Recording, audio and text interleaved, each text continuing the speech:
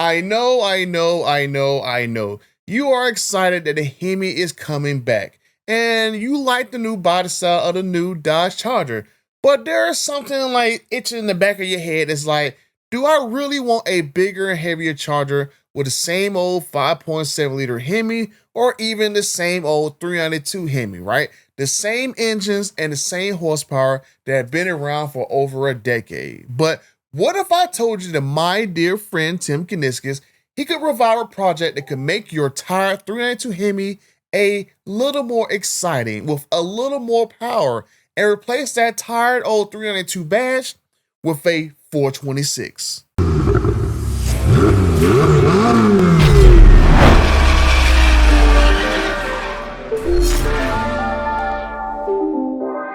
Okay, I'm over 46,000 friends, and the 57% of you guys who keep watching these videos over and over again don't hit the subscribe button. I mean, what do I have to do to get you to subscribe? I mean, do I need to dress up like Thor? I'll dress up like Thor. I like you. Do you want me to dress up like Thor? I'll dress up like Thor. I'll dress up like Iron Man. What do they do? I'll do it. What? But let's rewind the clocks back to 2019, right? FCA, before the Stellantis merger, was working on a 7-liter 426 monster. Now, it was essentially a bored out 6'4", 392 Hemi, and instead of giving us this one last glorious send-off to the Gen 3 platform, they basically shelved that 426 project, and that Hemi was estimated to make around about 520 horsepower with no boost, no electrification, just pure or raw American displacement, which would have been more power than the current Mustang Dark Horse and even a C8 Stingray. So this would have been a great update to those engines and stuff that would have outperformed the current ones that these automakers have. But why did they cancel the project? That now, to me, more than likely it's because of increasing compliance fines, increasing emissions, and basically went the safe route of continuing to develop the Hurricane engines, which I'm just going to say, if it wasn't for compliance issues, that, basically they admitted themselves, they would still be offering ancient iron block Hemi V8s. Look, here's the facts. We didn't ask for the rules to change. We didn't want them to change, but they did. And we can try to outrun them, but that would be a 9-second pass straight into extinction. And we literally adjust our plans on a monthly basis based on where we see the trajectory of compliance.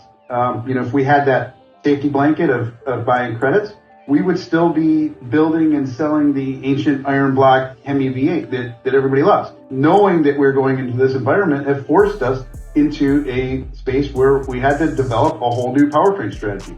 A very high-tech twin-turbo 3-liter Hurricane that's going to actually give much better performance and be much more efficient and more flexible in the future. We wouldn't have done that if it wasn't for those regulations. So super tough, but the CEO, he burned our boats, and we're forced to make the tough calls to make sure that we're on a trajectory towards the long-term compliance. The bigger enabler to all of that is no one knows what's going to happen, with the regulatory environment if there's a change in administration. So you seen that and you heard that. So basically Dodge scrapped that 7-liter, that naturally aspirated 426 Hemi V8 that they was working on because of the government and their regulations and their emissions and stuff. So, and then basically what Dodge did, they took the Banshee code name from this 426 Hemi project and they put it on the electric Dodge Charger SRT Banshee. This is the Charger Daytona SRT Banshee. So this is how liberty dies, with thunderous applause. And that vehicle to me looks like it's gonna be DOA because we have heard zero information from it. And if any indication about the sales limits for the RT and the actual Scat Pack Charger Daytona are, I don't think it's gonna be anytime soon we're gonna see that Banshee. But if I had to take a poll, I'm pretty sure at least 90% of people would rather want an affordable 426 Hemi, naturally aspirated, over $100,000 electric Charger with a soundbar. I mean, I'm just saying. But the CRAs that Trump just signed and the big beautiful bill may have just changed everything for these automakers. These acts completely guts California's ability to find these automakers for missing unrealistic emissions targets, way too high fuel economy standards, and basically revokes those brutal cafe penalties that have cost Stellantis millions of dollars in fines every single year. And the beautiful thing is, with these acts and these CRAs, it resets all those fines back to $0.00. And you know what that means, buddies? It basically means Stellantis, Dodge, Jeep, Ram, Chrysler, GM, Ford, whoever no longer had to bend the knee to California or be punished for building the engines and the vehicles that excite us customers. Because I'm excited as well too at the possibilities of what is coming. It's an important day for us. It's a very exciting launch of a car that has become a legend in the performance community. The Viper itself has been the performance halo for the Dodge brand for over 20 years. With only federal emissions to consider and MPG penalties wiped off the map, performance is back on the table. But there is a new bill that also has been introduced that could remove federal emissions altogether, which basically would mean that literally every iconic engine in the past could be on the table yet again. 426s, 427s, 454s, 576 big blocks, those could make their ways in the cars if this actual bill passes. This could be some very exciting things coming over the next few years. But we also have right now some great things coming from Stellantis, right? We have Mopar Jesus in charge of everything performance in North America. We have the new Dodge CEO Matt hinting at a new sports car. He also got the clues where the new Viper is coming, with CUDA, and maybe something even smaller. And then we all know that Hemi is going to come back to the Charger. We all know this eventually is going to happen. So why not, with the emission fines reset to only federal standards and all these fines, like I said earlier, set to $0.00, why not revive the 426 naturally aspirated Hemi Project to update the tired 392 Hemi to new heights? So we can go from like the 480s that those engines normally had to over 520 horsepower. And that engine can be placed in a variety of vehicles. It can be in the Chargers, it can be in the Durangos, Grand Cherokee, the Grand Wagoneer, a TRX maybe. Heck, even the HD trucks can get a 426, right? You can get, instead of having the regular 6.4 BGE in that truck, you can get a 426 basically HD truck, right? There's a lot of different applications that engine can go in and give all those vehicles a horsepower bump that they have never seen in a long time. And then, you know what, maybe, just maybe, I'm gonna put this out there, maybe my dear friend would consider having maybe a direct connection kit to throw either a Hellcat blower or a red eye blower, or dare I say, a Demon 170 blower on top of that new 426 to dial up the power. Because Ford basically did the exact same thing with their entire V8 lineup. And their whole V8 line can go from around 500 horsepower to 800 horsepower instantly with really no updates, just bolt-ons. Really just bolt-ons can get you to go from 500 to 800 horsepower and still have a factory warranty. So me, myself personally, I would love to see the actual E85 sensor from my Demon 170, because I think that should trickle down to all the SRT products in order to give those cars more performance and also have the added benefit of having cheaper fuel. I mean, I can understand that E85 gonna give you worse fuel economy, but if you want more miles per gallon, you can basically fill your tank back up with 91 or 93 octane and go back to your merry way, right? So you have your little weekend track session, E85, and then when you go to your 9 to 5 job on the weekdays, fill your tank back up with 91, 93 octane, and you're good to go. You're done. But I know everyone is concerned with the increasing cost of performance, but for some reason, we're still using the same exact engines that's been around for years and years and years. So that's why I want to put that out there, that maybe that Matt and Tim can basically consider reviving this 426 Hemi project and try to make it more affordable, since the compliance fines are now $0.00. So they're not being penalized to make this actual vehicle, right? So this right here is basically, I think, would be a great update to give these old Hemis more power in the interim until a Gen 4 Hemi is actually finished, completed, and being worked on and stuff, right? So I think this project right here would not take long for Stellantis to actually implement, because this was a project that they worked on. It was basically reported on by publications over 6 years ago, because I showed you guys the articles where it's supposed to be in like the baby version of the TRX. That's something they were talking about like 5-6 years ago.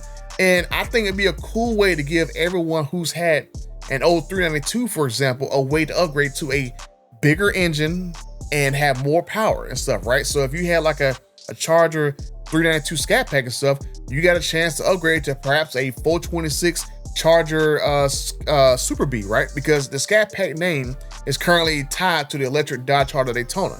So going from a 392 Scat Pack to a 426 Super B, I think it'd be a cool upgrade and cool progression from that old trim to a new trim. I mean, the B's on the actual logos for the actual Scat Pack and the Super B, they're basically about the same, so not really that much of a change.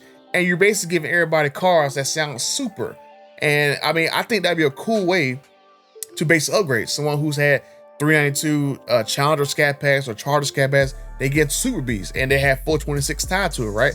And even if this is like, for example, they keep 392 around but make the 426 version an actual SRT variant, I mean, you can have a 426 Super B, you can have a 426 CUDA, you can have a 426 SRT Durango or Grand Cherokee 426 or Grand Wagoneer 426 and RHO 426. You can go all the way up until like the HD lineup and give those 2400 round truck 426 in there to give it a horsepower bump, right? Of course, you're gonna have a different version for more torque and stuff, but you can kind of see that the sky's basically the limit with this actual engine and all the different vehicles that they can put this engine in to kind of start like a let's say a engine craze, right? So I mean, I know myself personally, I own a Demon 170. So if there is a 426 CUDA, I mean, regardless of a naturally aspirated 426 that's an iron block like this right here, or a Elephant 426 that's over 1100 horsepower E85, I mean, I would grab one because the CUDA is one of my most favorite vehicles in Dodge's past. So, or well, really Plymouth's past, but I'm just saying that that's one of the most iconic vehicles that I always wanted to actually grab. So, I mean, and then like I said earlier, if you're someone who's not really interested in cars, you're more of a truck or SUV person, could you imagine get a 426 Grand Cherokee or a 426 RHO? And the beautiful thing about now is you can have options. You can either choose between a Hurricane RHO with like 550 horsepower or a naturally aspirated 426 with 530, 540, 550 horsepower, since they don't have to cater to carb anymore. So you basically just choose which one you want. An inline six, 500 some horsepower, or 426 with 100 some, or about 500 some horsepower, right? So I mean, to me personally, I would just think that why not Chrysler, Dodge, Jeep, Ram? Just go ahead and just do this, dunk on everybody, and be like the first company to announce that they're gonna bring back a legendary engine and put it in a lot of their street vehicles, right? I think it would be something that cool that would set basically Stellantis apart from everyone else and kind of bring in like a sales craze, especially they keep the actual 426 about the same price as a 392 was, right? I mean, I would love to see these other automakers too follow Stellantis' suit. If they announce like a return of 426, see, Ford said they're gonna bring back a 427, or GM said they're gonna bring back a 454, and put those insane engines back in, the actual vehicle stuff and start a whole new crazy muscle car era, but in the modern day. And like I said, put them in modern vehicles and start this new engine craze with new performance. Could you imagine 426s, 427s, and 454s with modern technology and maybe naturally aspirated? Them suckers can have 5, 6, 700 horsepower with today's standards. I mean, that would be crazy, because with no carb, there's no emissions nonsense with them, there's no fines, whatever. I mean, we should be able to get this to happen. And then with also the fine set to zero, hopefully with these engines could be in cars is like $40, $50, $60,000, because there's no fines that's tacking on a lot of money to these cars. So I think this would be something that'd be very cool and something that I would love to see to happen. But the dealers are going to be a problem. I can already see it now that these dealers, they're going to basically jack the prices up on these cars to crazy levels. Even if Stellantis tries to do like maybe they try to lower the price down these cars down since they have to pay for these fines and stuff. But I can already see the dealers being a problem. And you can best believe that me, TKS Garage, Ocean Motivator, we're going to be on top of this nonsense, and we're going to go and expose these dealers again who try to jack up all these freaking prices and stuff for really no reason. And we'll also do the same thing we did a couple years ago and stuff. We're going to direct you guys to dealers who have vehicles that are not marked up. I mean, vehicle prices are already high, but they don't need any help getting any higher because some greedy millionaire wants some extra money on top of a car, right? Like even someone wanting a 01, for example, I would love to have a 01, but you can only find one for like 50 to 100 grand over sticker. So it's already like a $200,000 car. Then you got another like 50, 60 grand, 100 grand to tack on top of that, right? So it's like, it's just ridiculous what these dealers are getting away with. And hopefully that's something that the government regulates, that, hey, you cannot jack the prices up on vehicles that are a set price. you don't see Best Buy going jacking the prices of a TV hundreds of thousands of dollars or hundreds of dollars because they can. And really, it's just a monopoly. So this is something that I hope that they get changed. It's something they actually look at next, government, because they already went through and basically eliminated CARB, reduced the fines and stuff, and now they're looking to actually remove regulations entirely. So we'll see what happens, but let me know what you guys think down below.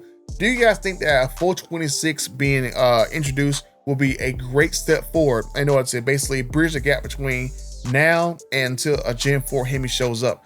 Pretty much the guys who have 392s and their Chargers, the Challenger, the Durangos, freak, I didn't even think about the Durango 392.